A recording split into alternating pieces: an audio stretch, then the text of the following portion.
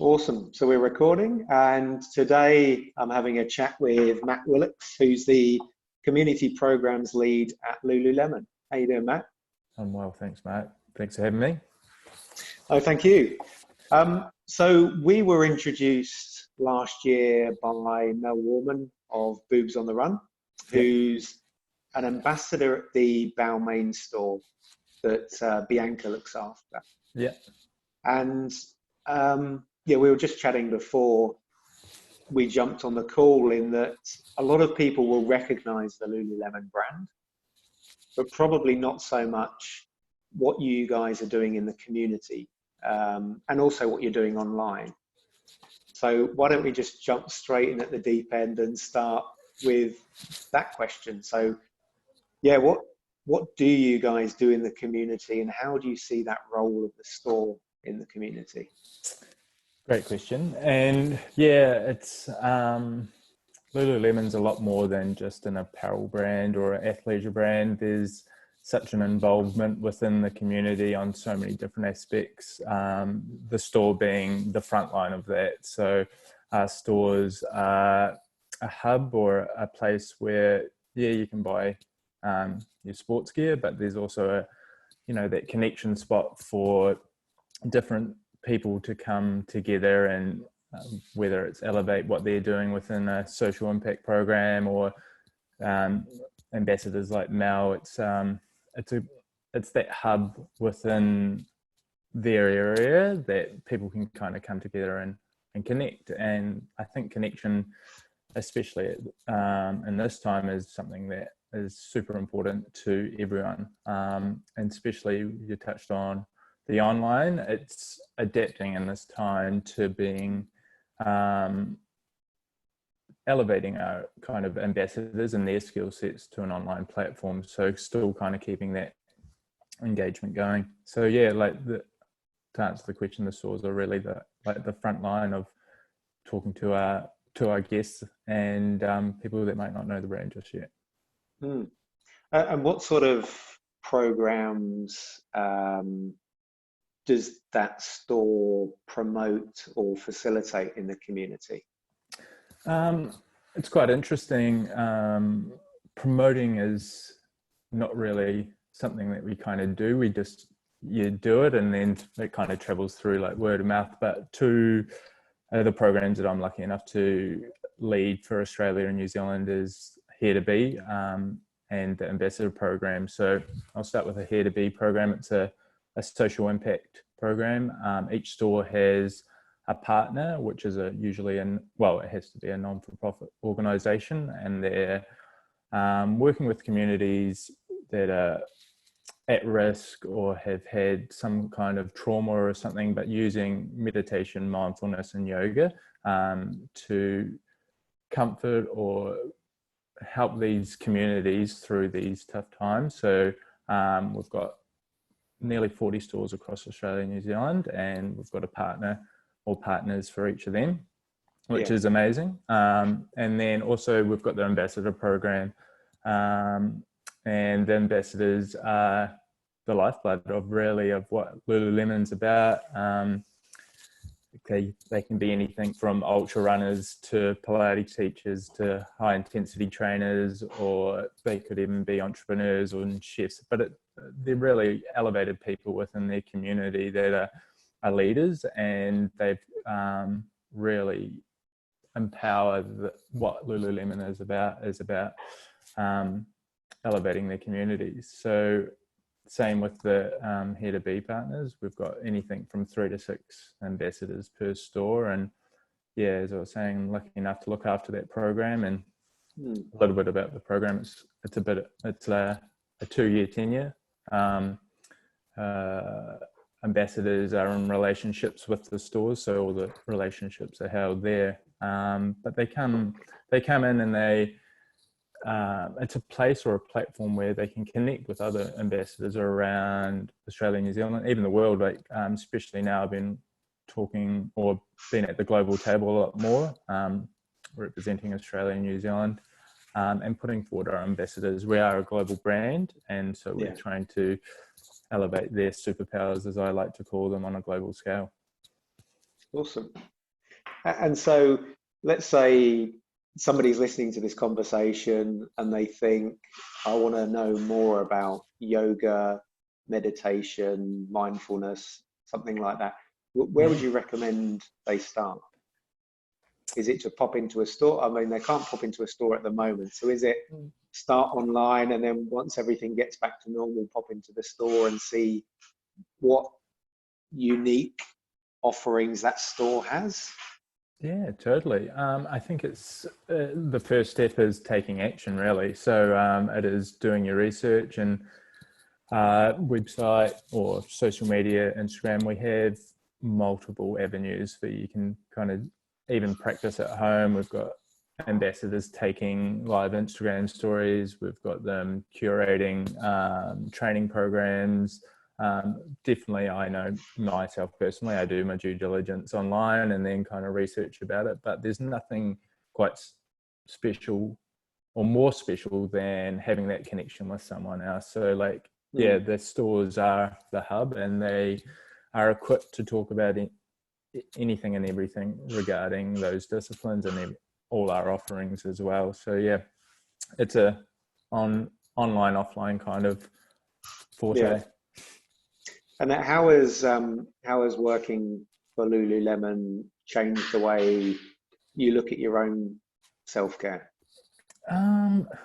It's interesting, I've come from a background in environmental science, mainly in like sustainability and climate change, but I guess the way that Lululemon, it's kind of, if anything, it's elevated my perception of what my goals could be.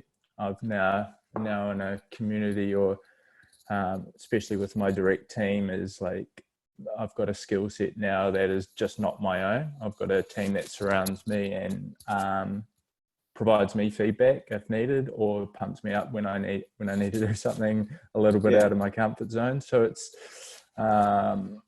it doesn't push me. It encourages me to continue to learn and discover what else is next. I feel progression is happiness, and I'm quite about that. So Lululemon does provide that kind of environment to elevate. And talking about a good segue, talking about things outside your comfort zone, the Nike Speed Project, so a little switch to running. Do you just want to tell us a bit about that? Mainly because I'm very jealous. Awesome. I first did the Speed Project in 2018. I've got a run crew, AMPM, based down here in Melbourne, and we were lucky enough to get invited from Nils and Blue over in California, and I was shit scared about doing it, but I thought this could kind of give me something to train for, and there was so many unknowns, and if anything, it kind of gave me a framework on how to achieve a massive goal. I definitely couldn't have done it without my crew. It taught me how to work in a high pressure environment with a bunch of team members, but it also taught me a lot about myself as well, building the framework, discipline within the training, training every day, failing with training, getting injured, going back a step and then trying something else, and talking to athletes within the community, physios, remedial masseuses, learning more about my body. So it was, rather than just a plan, it was more of like an ecosystem on how to achieve a massive goal. And then ultimately it's being accountable. I didn't want to let my team down. I wanted to be and as cliche as it sounds, the best version of myself come race day, and I thrived. I really was there, A, for the running, but B, the mental as well, like keeping the pep up when you're out there and literally in the middle of the desert, it's a 550k race for those who aren't aware of it, from LA to Vegas, and it's enduring. You go ups and downs, ins and outs, but if I could be the best I could support my team through those moments. So yeah, it was so you did it, when was that? Did you say 2 years ago? Yeah, 2018, and then we're supposed to go back again with the 440 boys, another colleague of mine, and a group of legends, really. And yeah, pretty much 4 days before we rolled out, it got canned.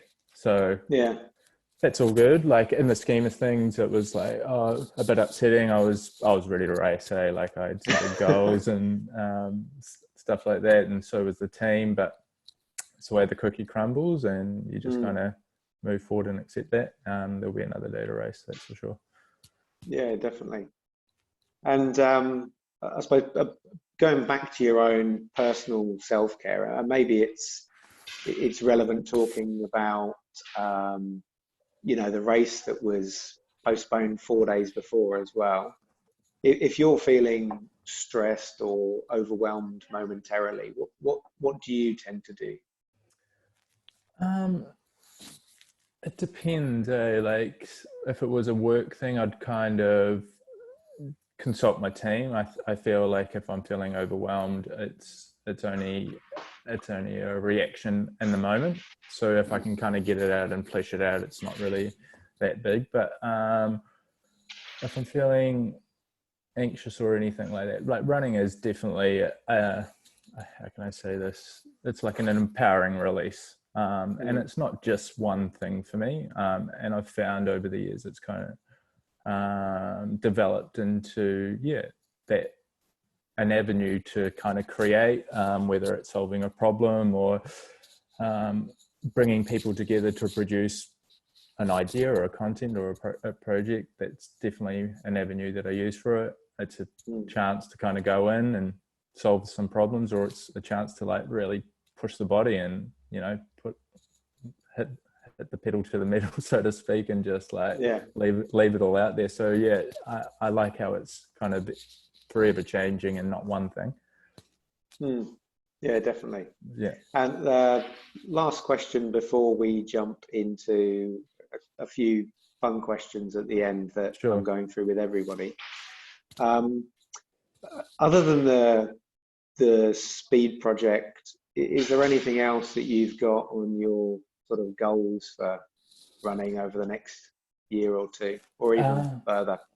Yeah, look, it's quite interesting. I've done an ultra races before I've done marathons, so I think kind of kicking off a marathon. I did one other like when we first kind of went into lockdown, just to kind of get it off my system. But I guess I'd love to run a major, particularly probably New York, down the track. But yeah, like, I guess, the sub-3 marathon's kind of the next goal. But then also, this time's also a lot of inspiration out there. I've been watching a lot of trail running and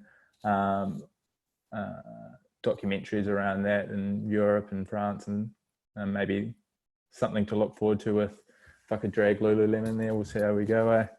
Yeah. Awesome. So yeah, a few quick questions now. Sure. What is your favorite race that I've competed in, or just in general? Either or. I'd probably say, like, the Speed Project is just one of those unsanctioned underground races that is, it's this such camaraderie out on the course that it's like, it's something that you see that in the marathons and other smaller, like, community events, but it's definitely, like, I just love that no rules kind of rebellion against everything, I guess. So yeah, I if you can get the chance, definitely give the Speed. Reminds me of those old cannonball runs on foot. Yeah, mate. Yeah. Do you listen to anything when you run? Yeah, I do. Podcasts. If I was doing anything, it's the perfect chance to kind of, you're such in this unconscious flow of just running, depending on what it is, and it's a great time to, like, absorb and learn other perspectives, anything. But yeah, I'm really into the podcast. Cool. How many pairs of running shoes do you own? Mate, I'm a bit of a minimalist, to be honest. Well, I suppose with your environmental background, that makes sense. And that's exactly it. Look, I'm a big advocate for the Vomero 14s, but I'd probably say I've probably got about 4 or 5 that I have in rotation. So nothing too crazy, but yeah, that's probably the limit there. That's for sure. And who's been the biggest influence on your life so far? I guess there's a number of different influences in it. I guess it's what stage in life you are at the moment. I've got a couple of guys within my immediate circle that are great mentors and friends to me. Marty Fox, Ben Clement, George Glover. They're 3 guys similar age to me, different fields completely, but really look to them as leaders in their field. Those 3 boys they're on my daily call list, so they're doing great things within their realms. So it's always good to, I guess, not get stuck in your silo, and learn from other people in other areas as well. Awesome. And do you have a favorite quote?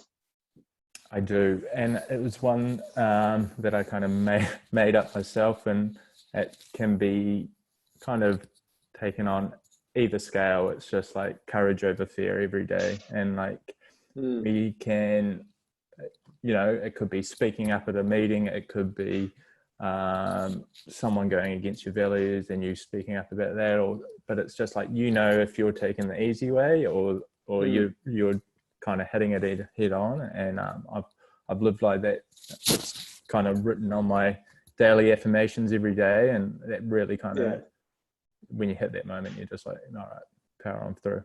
Doesn't happen all the time, but like you gotta give it a crack. Yeah, definitely. And where can people go to find out more about?